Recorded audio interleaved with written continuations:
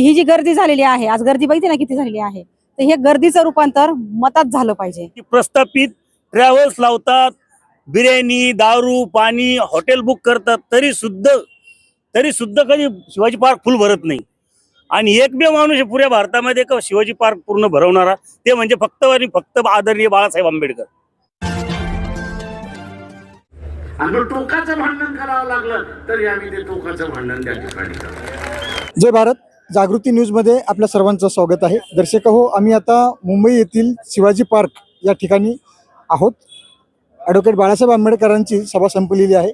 सभा संपल्यानंतर हे काही कार्यकर्ते हे जे मंडळी आहेत हे आता जात आहेत, त्यांची आपण प्रतिक्रिया जाणून घेणार आहोत. तुम्ही कुठून आलात? औरंगाबाद पश्चिम तालुका. हा.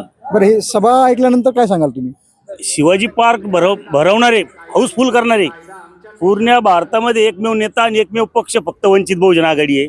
बाकी प्रस्थापित ट्रॅव्हल्स लावतात, बिर्याणी, दारू, पाणी, हॉटेल बुक करतात, तरी सुद्धा कधी शिवाजी पार्क फुल भरत नाही. आणि एकमेव माणूस आहे पुऱ्या भारतामध्ये का शिवाजी पार्क पूर्ण भरवणारा, ते म्हणजे फक्त आणि फक्त आदरणीय बाळासाहेब आंबेडकर.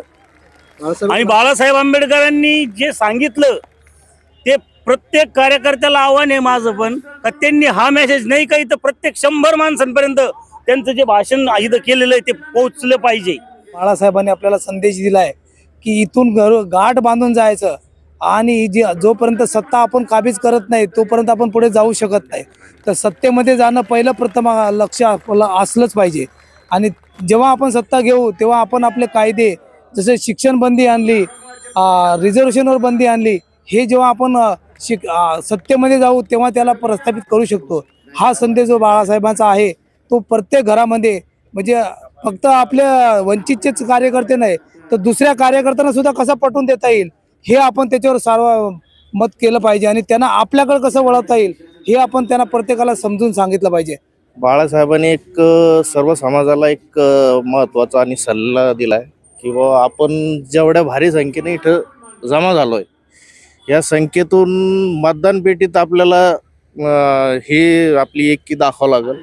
आणि हाच मेसेज घेऊन आम्ही आता गावोगावी फिरणार आहोत की बाळासाहेब आंबेडकरांनी जो खरा अर्थानं जो आज संदेश दिला आहे तो संदेश असा आहे की मतदानाच्या पेटीमधून जर समाज एकत्र आला, जसं आपण इथं या मैदानावरती एकत्र येतोय, प्रत्येक ठिकाणी सामाजिक कार्यात एकत्र येतो, पण तो एकत्र येऊन नुसता आपण विखुरला जातो परत.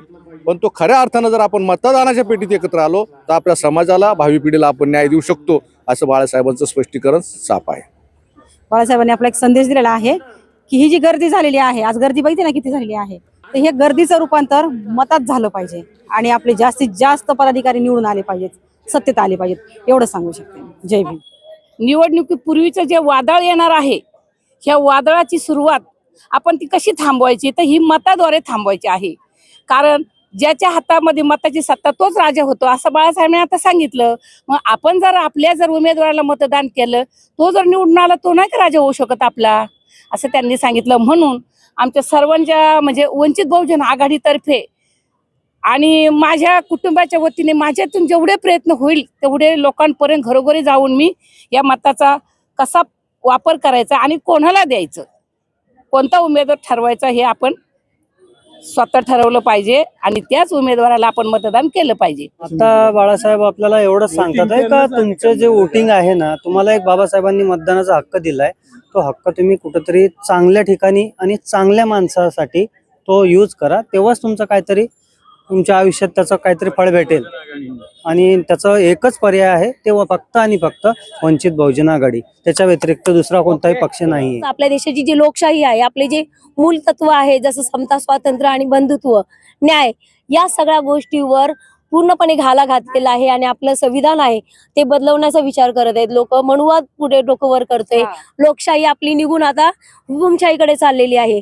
तर हे सगळं चित्र बदलून आपल्याला निवडणुकीच्या द्वारे आपल्याला लोकशाही पुन्हा जिवंत करायची आहे. आणि देशामध्ये जी अराजकता आता सध्या माजलेली आहे, तुम्ही बघता की ठिकठिकाणी महिलांवर अत्याचार होत आहेत, लहान मुलं, परवाच बघितलं 3 वर्षाच्या मुलीवर बलात्कार झालेला आहे. हे का होतंय?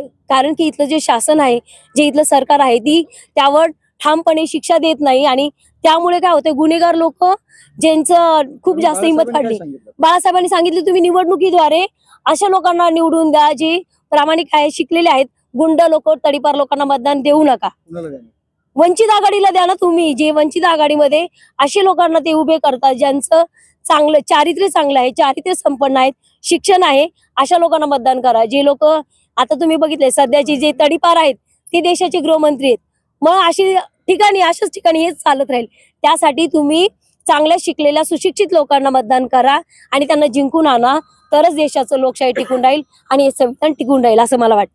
आम्हाला उद्याचा आदर्श भारत घडवायचा आहे, इथली लोकशाही टिकवायची आणि म्हणून आम्ही आमच्या खेळातले पैसे घालून आम्ही निवडणुकीमध्ये काम करतो. आणि इकडे जर बाकीचे तुम्ही बघाल तर तुम्हाला जर तिकीट पाहिजे असेल तर तुम्हाला ऑलरेडी फंड आलेला आहे.